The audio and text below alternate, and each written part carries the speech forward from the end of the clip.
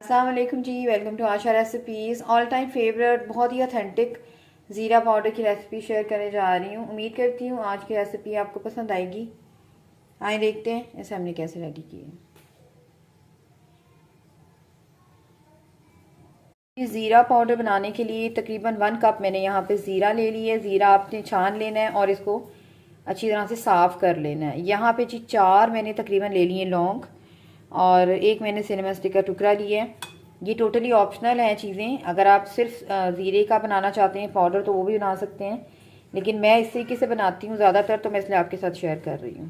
ये होगा कि आपकी ज़ीरा पाउडर का जो क्वालिटी है वो भी बहुत ज़्यादा अच्छी हो जाएगी, जायका बहुत ज़्यादा अच्छा हो जाएगा, इसकी स्मेल बहुत ज़बरदस्त हो जाएगी। और ज़ीरा पाउडर जो होता है हमारी अक्सर रेसिपीज़ की जान होता है। जितना ज़्यादा अच्छी क्वालिटी में इसको तैयार करेंगे उतनी ज़्यादा अच्छी जो है आपकी रेसिपी रेडी होगी। तो सबसे पहले इसको हम ड्राई रोस्ट करेंगे तीनों चीज़ों को। यहाँ पे जी इसको रोस्ट करने के लिए मैंने पैन ले लिया है। ऑलरेडी पैन जो है मैं रख चुकी हूँ इसको बिल्कुल लो फ्लेम पर। बहुत ही लो फ्लेम पर आपने इसको जो है ड्राई रोस्ट करना है। ज़ीरा आपका जलना बिल्कुल भी नहीं चाहिए, फ्लेम बिल्कुल लो कर दें।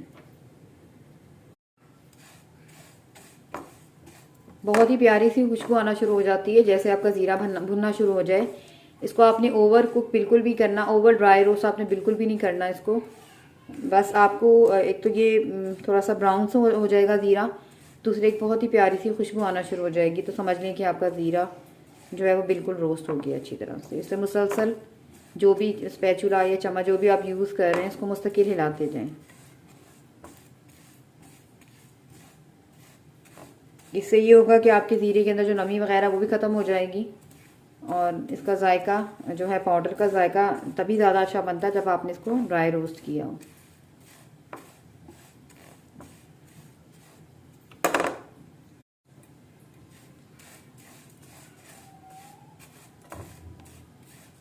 आप देख सकते हैं थोड़ा थोड़ा सा इसका कलर चेंज होना शुरू हो गया है और खुशबू जो है वो आना शुरू हो गई है इसकी।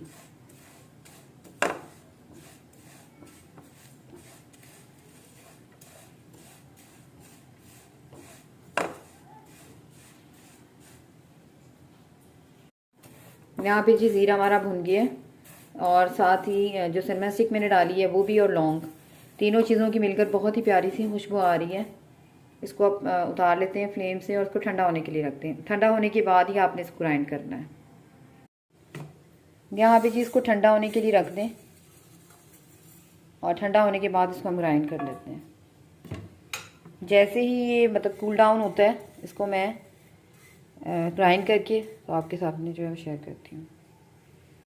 यहाँ पे जी ग्राइंड हो गया हमारा ज़ीरा पाउडर। इसको ठंडा कर लें, ठंडा करके इसको किसी एयर टाइट कंटेनर में जो है वो सेव कर लें।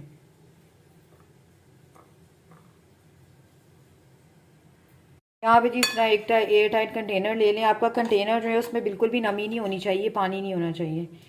कोई भी मसाला जब आप इसको सेव करने रखते हैं तो आपके जो जिसमें आप जिस डब्बी में या जिस जार में आप इसको सेव कर रहे हैं उसमें बिल्कुल भी नमी नहीं होनी चाहिए, तभी आपका मसाला जो है वो बहुत देर तक जो है बिल्कुल ठीक रहता है। तो बस मसालों को पीसने के बाद आपने इस चीज़ का स्पेशली ध्यान रखना है। और अगर आप इसको और ज़्यादा सेफ रखना चाहते हैं तो एक हींग का टुकड़ा बीच में रख देंगे तो 6 महीने से भी ज़्यादा आपका जो मसाला वो जो है बिल्कुल वैसे का वैसा ही रहेगा।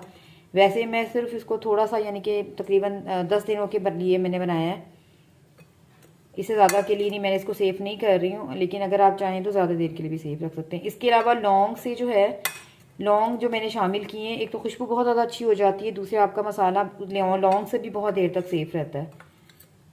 तो इस तरह से एयर टाइट कंटेनर ले लें और इसको जो है सेव कर दें। उम्मीद करती हूँ मेरी आज की ये ज़ीरा पाउडर की रेसिपी आपको पसंद आएगी। इसको बनाइएगा, रिज़ल्ट मेरे साथ शेयर कीजिएगा। नेक्स्ट वीडियो तक के लिए अल्लाह हाफ़िज़।